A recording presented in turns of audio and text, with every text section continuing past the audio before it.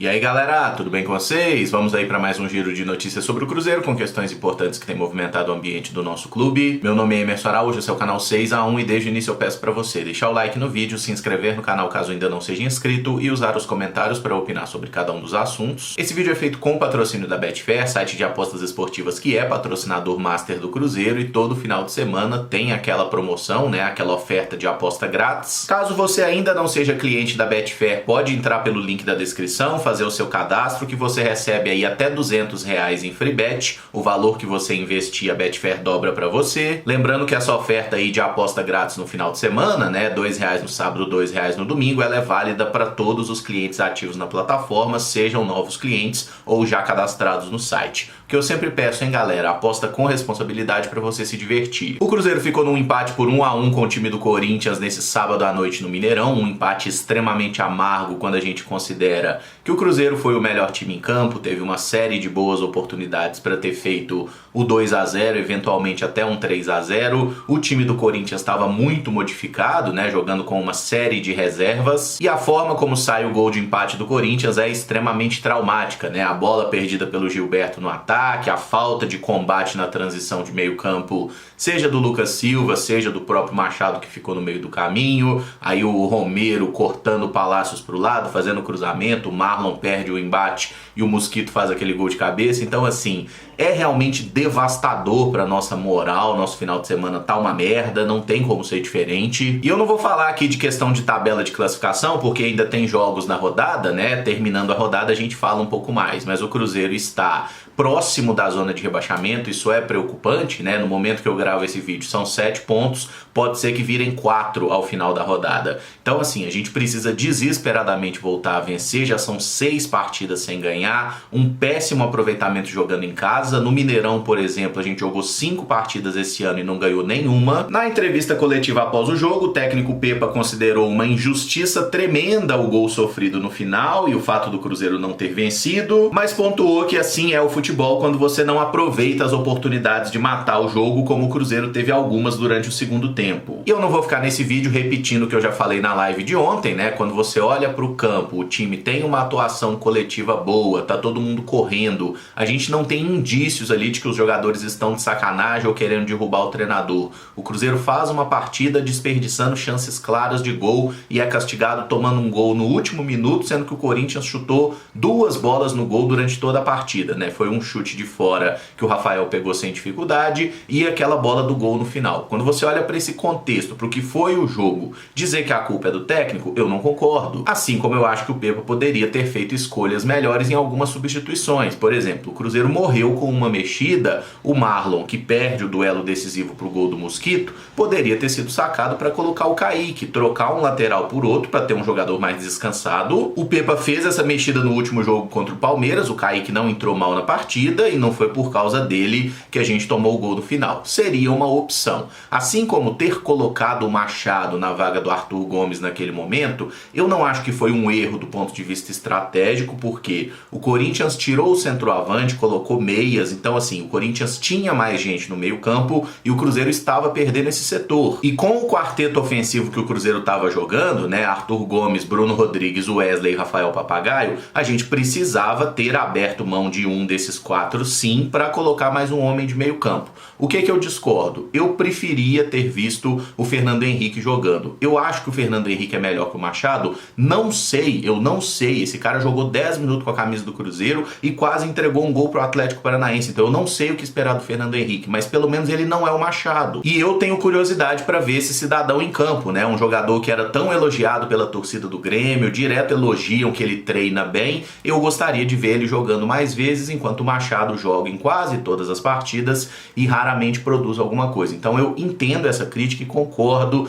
Eu não teria colocado o Machado, teria colocado o Fernando Henrique. Mas eu teria sim feito a mexida e tirado um dos atacantes, porque o time do Corinthians já estava controlando o meio. E tem gente forçando a narrativa que foi depois da mexida do Pepa que o Corinthians passou a ter mais volume. Não foi, isso já estava acontecendo antes da substituição. Aí tem um ponto, né? Assim, olhando fisicamente, me parece que o Arthur Gomes estava mais inteiro que o Bruno Rodrigues, para ficar num exemplo. Então talvez o Pepa poderia ter tirado o Bruno em vez de tirar o Arthur, ficar com o Wesley numa ponta, o Arthur na outra e o Papagaio centralizado. Mas quando a gente lembra da jogada do gol do Cruzeiro, é uma assistência do Bruno Rodrigues pro gol do Papagaio. E o Arthur Gomes estava com um cartão amarelo. Então assim, vamos supor, o Arthur Gomes faz uma falta, toma o segundo cartão amarelo. Todo mundo agora estaria falando que o Pepa tinha que ter tirado o Arthur e não o Bruno. É isso, gente. O futebol são escolhas que você faz e vamos ser justos. O Cruzeiro toma o gol quando todos já tinham saído, tá? Já tinha saído o Arthur, o Bruno, o Wesley, o Papagaio. Tava todo mundo muito cansado ali na frente. E o grande personagem da partida acaba sendo o Gilberto, né? Que foi um desses caras que entrou no final do jogo para usar a experiência e tentar segurar a posse de bola.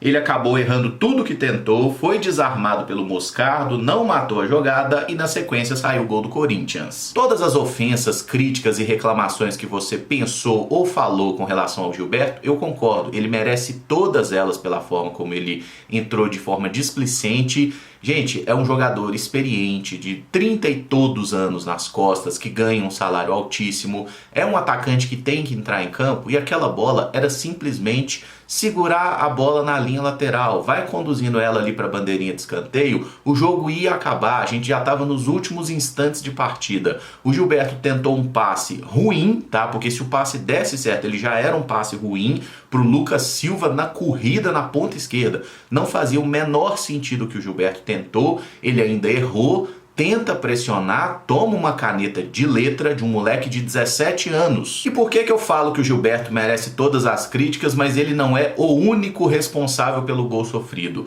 Porque ele perde essa bola, deveria ter feito a falta e não fez. O Lucas Silva poderia ter feito a falta e não fez. O Robert vem na pressão, fica no meio do caminho. O Felipe Machado fica igual uma barata tonta no meio campo. Em vez de voltar para ajudar na recomposição, ele não faz isso. Ele avança para depois correr para trás e volta super lento. O Nicão, que estava do outro lado, também demora para voltar no socorro, né? Aí o Palácios fica perdidaço ali na jogada. O Romero puxa para um lado, puxa para o outro, faz o cruzamento. Nenhum dos zagueiros consegue cortar. O Marlon perde no alto, enfim. Sai o gol do Corinthians lá do Poçante Mosquito. E reitero, não vejo culpa nenhuma do Rafael Cabral no lance. Eu acho que nenhum goleiro teria pego aquela bola. Com relação ao Gilberto, é um jogador que tem um salário alto, foi uma das principais contratações do Cruzeiro nessa temporada e até agora é um absoluto fracasso. São 6 gols marcados em 30 partidas, tem mais de 3 meses que ele não faz um gol e normalmente o Gilberto estava entrando nos jogos e não fazia nada. Ontem ele acrescentou um novo aspecto, né, que foi o não fazer nada e ainda atrapalhar o time, tá? Agora você fala assim, todo jogo o Gilberto entra em campo e tá ferrando o time. Nos últimos jogos o Gilberto ele era uma peça que entrava e passava batido. Ele não tinha uma chance de gol, ele ficava correndo igual barata tonta no ataque. E espero realmente que o Pepa repense a utilização dele, mas aí a gente tem que dar uma olhada pro elenco do Cruzeiro também. Qual outro centroavante que o Cruzeiro tem? É o Papagaio, que foi o titular, saiu com 40 do segundo tempo, e o Gilberto, que entrou no final. É o outro centroavante. O Ceifador já foi embora. E a forçada de barra que tem gente dando, falando que se o Ceifador tivesse entrado não tinha perdido essa bola, vocês vão me desculpar, viu, galera? Pelo amor de Deus, vocês estão tudo ficando maluco, porque o Ceifador, se tem uma coisa que ele não sabia fazer, era prender a bola no ataque. Ele raramente ganhava uma entrando ali no final das partidas, como o Pepa tentou fazer com ele em alguns momentos. Aí a gente pode questionar, não deveria ter dado chance pro Arielson, que agora já tá lá na Ucrânia? Acho sim que poderia ter dado chance. Não é o momento para botar o Juan Índio nessa fervura que a gente tá, na temperatura que tá a torcida do Cruzeiro. Eu não sei se é o ideal botar um garoto. Se o Juan Índio perde um gol, provavelmente vão dizer que ele é uma merda, sendo que é um atacante extremamente promissor. E uma reação que repercutiu muito foi do volante Felipe Machado. Ele descendo as escadas de acesso do vestiário ao campo, saiu esbravejando ali em frente à imprensa. Uma bola morta dessa, segura a porra da bola, cara. E eu concordo totalmente com o conteúdo da crítica do Machado. Acho sim que tem que ter cobrança interna, tem que quebrar o pau no vestiário. Não precisa chegar ao ponto, né, do pessoal do Flamengo, não precisa virar boxe, não precisa virar UFC, mas tem que ter cobrança sim. E o Gilberto precisa ter sido espinafrado por todo mundo, tá? O discurso que o Pepa faz na coletiva de dar confiança a todos, nos unir, isso aí é importante pra fora. Dentro lá tem que quebrar o pau e tem que ter cobrança sim. Agora, o que o Felipe Machado fez no local que ele fez mostra pra mim uma sacanagem muito grande. Por quê? O Felipe Machado é um dos jogadores que mais cometeu cagada com a camisa do Cruzeiro nos últimos anos, que mais entregou gol, erro decisivo. O Gilberto fez a bosta dele, ele merece ser criticado por isso. Nós, torcedores, temos o direito de criticar todos, mas o Machado sair dando aquele chilique na frente da imprensa, descendo aquela escada ali, gente, é onde fica a chamada zona mista, é onde estão os jornalistas. O Machado sabe que todo jornalista tá vendo aquilo ali, e dentro de campo ele também foi muito mal na jogada, né? Porque em vez de voltar para ajudar ali como um segundo volante, era a última bola do jogo, ele ficou moscando ali no meio campo, né? Não confundir moscando com Moscardo, que foi o menino que tomou a bola lá. Ele voltou muito lento na jogada, não tava ali para socorrer o Jussa e o pessoal da defesa, então o Felipe Machado tem sua parcela de culpa sim, e eu espero que o Pepa reveja essa condição também, tá? Dá mais chance pro Fernando Henrique, dá mais chance pro Ian Lucas, porque o Felipe Machado agrega pouco dentro de campo, ainda que outros meio-campistas também não agreguem nada. Agrega pouco, ainda tem uma postura como essa na frente da imprensa, ele foi muito mal. Se tem algo bom para destacar no jogo, foi o belo gol marcado por Papagaio, seu primeiro com a camisa do Cruzeiro, depois de uma boa jogada coletiva que passou pela arrancada do Wesley, um passe do Bruno Rodrigues e uma boa finalização na saída do Cássio. E o Papagaio foi muito bem nesse arremate, porque é muito difícil fazer gol no Cássio, né? É um goleiro muito grande, que fecha muito bem o ângulo, e assim, a forma como o Cruzeiro construiu essa jogada foi muito legal, foi um time muito vertical, objetivo, né? O Wesley arrancando, deixando a marcação pelo caminho, abrindo no Bruno Rodrigues, que não foi fominha, deu tapa de primeira, e o Papagaio também de primeira. Foi uma construção de gol muito legal, como a gente gostaria de ver isso acontecendo mais vezes. Mas até quem foi bem foi mal, né? Porque o Rafael Elias também perde um gol imperdível no segundo tempo. Aquela jogada de bola parada, Lucas Silva cruza na área, Castan cabeceia, o Cássio dá o rebote e o Papagaio perde o gol quase na linha do gol, assim, é um gol perdido nível Gilberto, nível Henrique Dourado, não pode acontecer, Papagaio, né? Já teve 2 chances contra o Botafogo, desperdiçou, fez um gol legal, que seja o primeiro de muitos, não podia ter perdido aquele gol. Ah, mas foi na perna fraca. Foda-se, irmão, foda-se, treina mais à direita, esteja melhor preparado para fazer mais gols. Se o Papagaio faz o 2-0 ali, o Corinthians não tinha se recuperado, galera. E quem também perdeu uma chance clara foi o garoto Robert, acionado como ponta esquerda no fim do jogo. Ele recebeu um ótimo passe do Nicão, mas finalizou com muita força e viu a bola bater no travessão e subir. E não é porque o Robert é um jogador da base, porque eu gosto muito do futebol dele, que o gol que ele perdeu deixou de ser um gol perdido, tá? Perdeu a chance, não importa a idade, se é garoto, se é velho, esse tipo de oportunidade tem que fazer o gol. O passe do Nicão foi muito bom, o Robert desmarcou certinho ali, né? O cara do Corinthians não saiu bem, não fez a linha de impedimento corretamente. Era fazer aquele gol e sair pro abraço, acabar o jogo, mas ele acabou batendo muito forte, a bola pegou na trave. O que eu vou insistir é que a gente não pode deixar que o jogador seja marcado por um erro, tá? O Robert é um jogador promissor, ele completou 18 anos nessa temporada,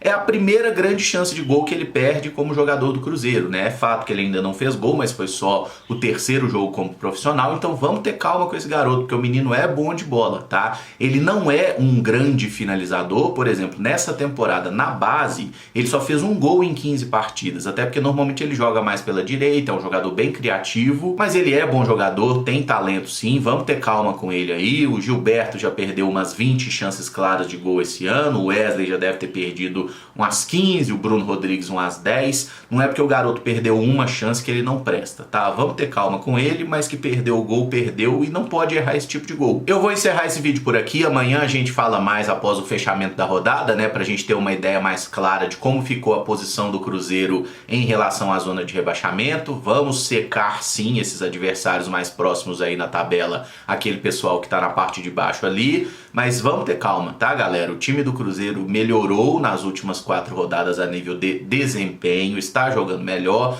não está vencendo, isso deixa todo mundo puto e tem que ficar, não tem como ser diferente. Agora, a metáfora que eu usei ontem, se você tem um carro e o carro tá com o pneu furado, você não troca o motor, você arruma o pneu, tá? Então não acho que o problema do Cruzeiro seja o técnico, e acho que provavelmente com outro técnico, ainda mais os nomes que a galera cita, Mano Menezes, Odair Hellmann, Rogério Ceni, eu acho que com esses caras a gente estaria pior. E é isso que eu acho que a gente sempre tem que pensar antes de uma mudança, porque existe mudança para melhor e existe mudança para pior. E vocês podem ter certeza que tem como piorar muito o desempenho que o Cruzeiro teve até o momento nesse Campeonato Brasileiro, e a nível de resultado também. tá? Eu acho que se a gente tiver um pouquinho de calma, a gente vai ser recompensado, mais cedo ou mais tarde os resultados vão acontecer. Não é ter paciência eterna com o Pepa, é analisar jogo a jogo acertos e erros, mas pelo jogo de ontem, ainda que eu discorde de uma ou outra decisão, na maior parte do jogo, para mim o resultado não veio por incompetência dos atletas. São detalhes? Sim, são detalhes. O jogo de futebol é decidido assim, tá? E lembra disso, um jogo de futebol profissional não é o seu FIFA. O técnico não tá com uma manete, um joystick controlando os jogadores. Ele bota os caras em campo, a tomada de decisão lá dentro, cada um tem a sua parcela de responsabilidade. Então quando dá merda, a gente tem que dividir essa responsabilidade entre todo mundo também. Se gostou do vídeo, não esquece de deixar o like, se inscrever no canal caso ainda não seja inscrito e use os comentários para opinar sobre cada um dos assuntos aqui abordados. Muito obrigado por acompanhar, um abraço e até o próximo vídeo. Valeu!